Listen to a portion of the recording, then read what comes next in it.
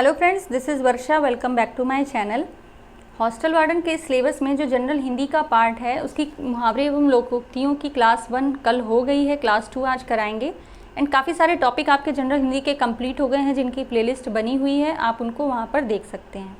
तो स्टार्ट करते हैं वीडियो। चैनल पर नए हैं तो प्लीज़ चैनल को लाइक, शेयर एंड सब्सक्राइब ज़रूर करें, जिससे वीडियो आपके फ्रेंड सर्कल और लोगों तक भी पहुँच पाए। ठीक है, पहला है आपका कान लगना, यानी ध्यान देना। कहते हैं ना कि दीवारों के भी कान होते हैं, तो लोग कान लगाकर सुनते हैं, यानी ध्यान से सुनते हैं।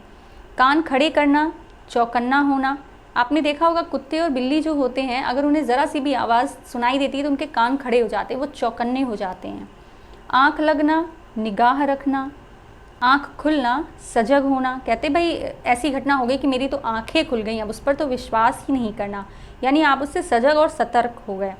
गांठ का पूरा, जिसके पास बहुत ज़्यादा माल होता है, मालदार व्यक्ति, उसको गांठ का पूरा बोलते हैं। चमड़ी जाए पर दमड़ी ना जाए, मतलब ज़रा सा भी खर्च ना हो जाए, बहुत कंजूसी करना। गुड़ गोबर कर देना, यानी बना बनाया काम बिगाड़ देना। हथियार डाल देना, हार मान लेना। तो आपको अपने हथियार नहीं डालने हैं, जब तक आपको आपकी गवर्नमेंट जॉब नहीं मिल जाती तब तक आपको लगे रहना है। ठीक है। हाँ, आग लगने पर कुआं खोदना, यानी संकट के समय बचाव के लिए सोचना। नेक्स्ट है बोए पेड़ बबूल के आम कहाँ से होए, यानी जैसा कर्म करोगे वैसा ही तो फल मिलेगा।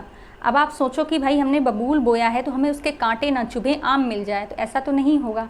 तो ये बात जो है ना, मुहावरे और लोकोक्तियाँ ऐसी होती हैं कि आपको अपने मन में हमेशा बिठाए रखना चाहिए और उसी तरह अपने व्यवहार को भी करना चाहिए। लाभ ही लाभ, पाँचों उंगलियाँ घी में। स्वावलंबी होना, पैरों पर खड़ा होना। आसमान फट जाना, अचानक आफत आ पड़ना। सावन हरे न बहादो सूखे, मतलब सदा एक समान, चाहे सुख हो चाहे दुख हो, चाहे कैसी भी जीवन में परिस्थितियां हो, सदा एक समान रहो। ठीक है। लश्कर में ऊंट बदनाम, मतलब दोष किसी और का होता है और नाम किसी और का हो जाता है। शोक करना, सिर पीटना। विहंगम दृष्टि, सरसरी नज़र।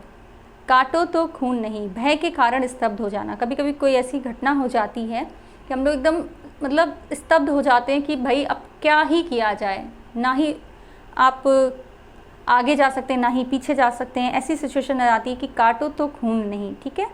एक आंख ना बहाना, बिल्कुल अच्छा ना लगना। उंगली उठाना, दोष की ओर संकेत करना। कोई अगर दोषी है तो उसी की तरफ तो उंगलियां उठती हैं।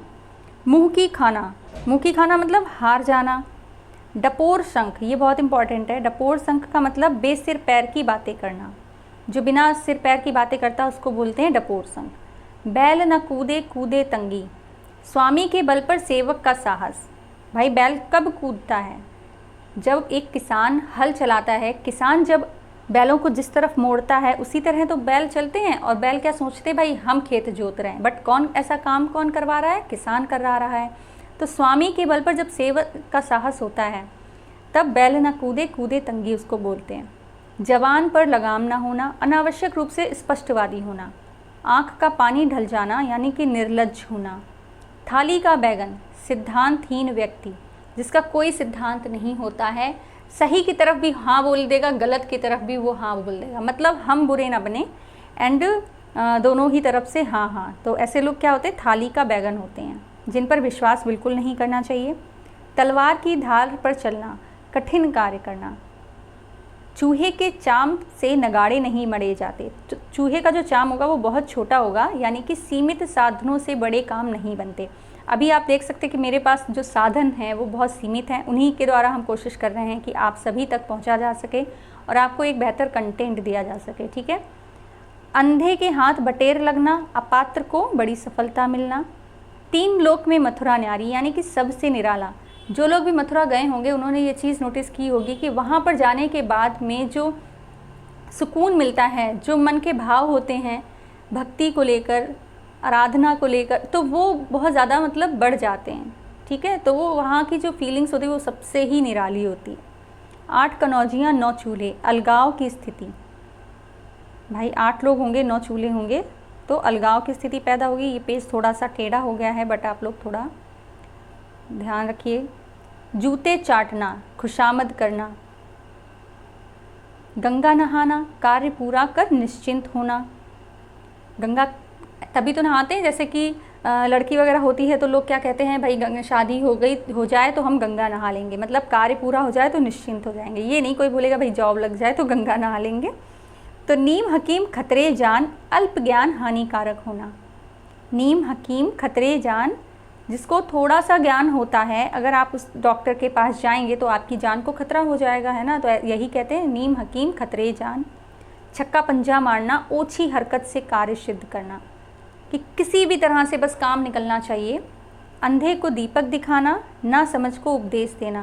भाई अंधे को दीपक की क्या ज़रूरत है, तो जो ना समझ होता है आप चाहे उसको कितना भी उपदेश दे लें लेकिन उसके कान पर जूं नहीं रहेगी, ठीक है। वही होता ना, भैंस के आगे बीन बजाई और भैंस ने समझी सानी आई, ठीक है, यानी कि खाना आया। आए थे हरि भजन को, ओटन लगे कपास, यानी वांछित कार्य को छोड़कर अन्य कार्य में लग जाना। जैसे कि मोबाइल आप हाथ में लेते हैं, आप सोचते हैं कि अब हम पढ़ाई करने के लिए मोबाइल ले रहे हैं, बट क्या स्टार्ट हो जाता है, रील्स देखना स्टार्ट हो जाता है, ठीक है। तो आए थे हरि भजन को, ओटन लगे कपास। आँखों में गणना, वस्तु को पाने की उत्कंठ लालसा रखना। अंडे सेना, घर में बेकार बैठना। कभी कभी जब पापा गुस्से में होते हैं तो क्या बोलते हैं भाइयों को, बच्चों को, कि भाई यहाँ पड़े पड़े के अंडे से रहे हो, बाहर जाओ थोड़ा काम करो। तो घर में बेकार बैठने वालों को से ये मुहावरा बोला जाता है। जूतम पैजार, ये बहुत इंपॉर्टेंट है, लड़ाई झगड़ा करना, आया भी है कई बार पेपर में। अकेला छना भाड़ नहीं फोड़ता, इसी तरह अकेला व्यक्ति शक्तिशाली नहीं होता है, ठीक है। कूप मंडूक होना, सीमित ज्ञान या सीमित अनुभव होना। नेक्स्ट है अंग अंग फूले न समाना, बहुत आनंदित होना। अंगारों पर पैर रखना, जोखिम मोल लेना।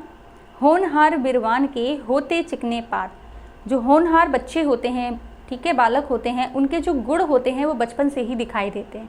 आपने कान्हा जी को देखा होगा ना कि वो छोटे से होते हैं और कितने सारे जो बड़े बड़े कामों को करते हैं। तो होनहार जो बालक होते हैं उनके गुण जो है बचपन में ही दिखाई देते हैं। शेर को सवा शेर, एक से बढ़कर दूसरा। धूल झोंकना, धोखा देना। अंधों में काना राजा, गुणहीनों के बीच एक गुणवान व्यक्ति। दांत कटी रोटी, जो बहुत ज़्यादा क्लोज फ्रेंड्स होते हैं उन्हीं के साथ में तो बैठकर हम एक ही थाली में खाना खा लेते हैं, अदरवाइज़ किसी के साथ ऐसा नहीं करते। तो दांत काटी रोटी यानी बहुत ही गहरी दोस्ती। टेढ़ी खीर, कठिन कार्य होना। पबारा होना, अत्यधिक लाभ लेना।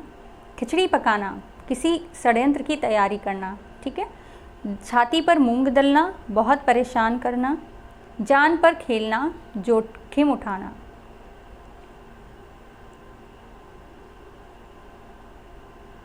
नेक्स्ट है आपका कान में तेल डालना, कुछ न सुनना। 9-2-11 होना, भाग जाना। ये तो आपने बचपन से ही सुना होगा, भाई 9-2-11 हो लो तो भाग जाओ यहाँ से। गांठ में बांधना, खूब याद रखना। घड़ी में तोला, घड़ी में माशा, ज़रा सी बात पर खुश और नाराज़ होना। काफ़ी सारे ऐसे फ्रेंड्स हो जाते हैं ना जो घड़ी में तोला घड़ी में माशा का काम करते हैं। कलेजा पसीज जाना, द्रवित हो जाना। किसी को रोता हुआ देखकर भी जो कलेजा होता है वो पसीज जाता है कि भाई ऐसे मत रो। यथा नाम तथा गुड़, जैसा नाम वैसा ही गुड़। नाक रगड़ना, विनती करना। सब्ज बाग दिखाना, झूठा आश्वासन देना, ठीक है। आजकल लोग सब्ज बाग दिखाकर लोगों की किडनैपिंग कर लेते हैं कि भाई हम आपको जॉब दिलाएंगे और आप ऐसी ऐसी जगह चलो, लोग चले जाते हैं। तो वो क्या होता है, झूठा आश्वासन देना और आप वहाँ पर जाकर फंस जाते हैं। तो ऐसा काम नहीं करना है, अपनी मेहनत पर भरोसा रखना है। अटखेलियाँ सूझना, दिल लगी करना। आपे में नहीं रहना, अपनी सुध खो देना। तो कल और आपकी मुहावरे एवं लोकोक्तियों की क्लास होगी। ये क्लास यहाँ पर कंप्लीट हो गई है। इसका PDF आपको टेलीग्राम चैनल पर प्रोवाइड करा दिया जाएगा। अगर आपको वीडियो अच्छी लगी हो तो चैनल को लाइक, शेयर एंड सब्सक्राइब ज़रूर करें, जिससे चैनल को सपोर्ट मिले। And thank you so much for watching.